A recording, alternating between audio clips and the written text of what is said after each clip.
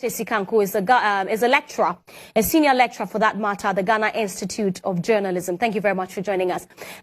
Doc, as a communication specialist, what in your view is the importance of communication by leaders at a time like this?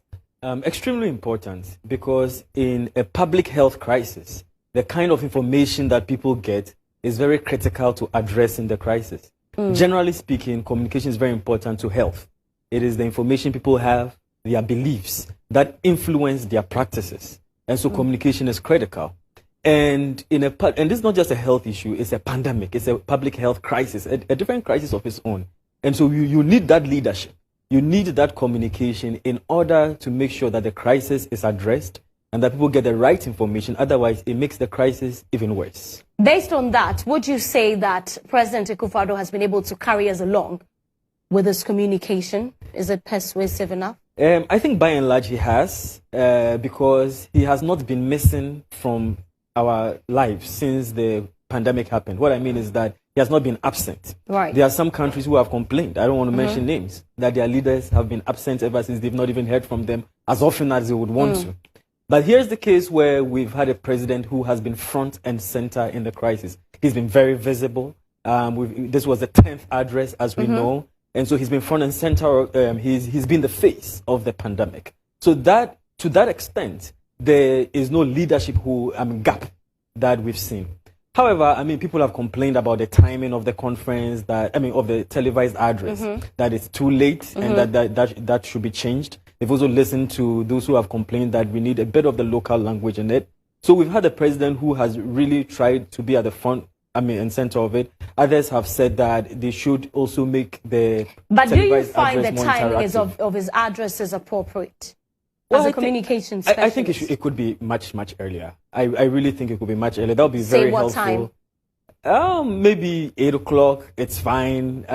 Worst case scenario, 9 or even 7, but 8 should be fine. 10, by that time, a lot of people are going to bed. So, that's way too late. But apart from that, I do think that he's done quite a bit to make sure that he has carried Ghanaians alongside. And if you look at the way he has communicated, there are certain communication strategies or tools or devices that he has used to make sure that he is being persuasive. As to whether it's resonating or not, that's a whole different story.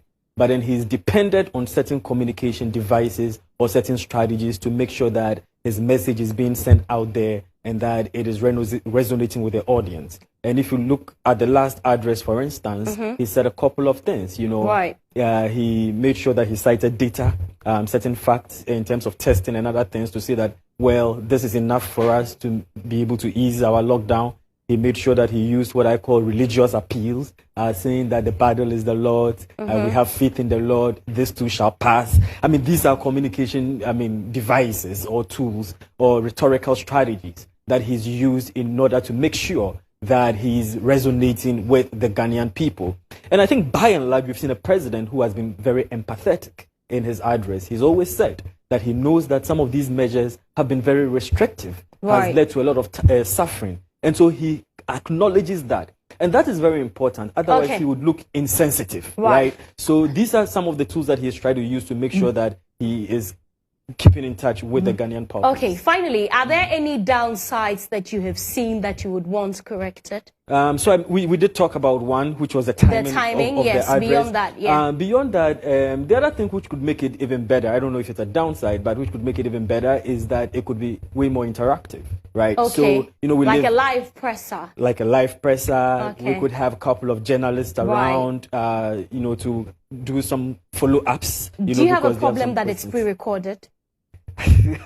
Well, it's one way of doing it. It's one way of doing it, but you wanted more interactive. Yes. If it's because we live in a social media age, and if you monitor the conversations online, people have also had cause to complain about the recorded version. So that would just make it even more engaging. Remember the key thing in communication is that it's got to be two-way, right? Horizontal. But there are some people who have said that he's help. left that part for the Ministry of Information to be doing that, and they do it twice a week. Yeah, but the president is the bully, is what we call the bully pulpit. So he commands a lot more attention and a lot more following than that. All right. So. Thank you very much for speaking with us. Dr. Etse Sikanku is a political communications analyst and a senior lecturer at the Ghana Institute of Journalism.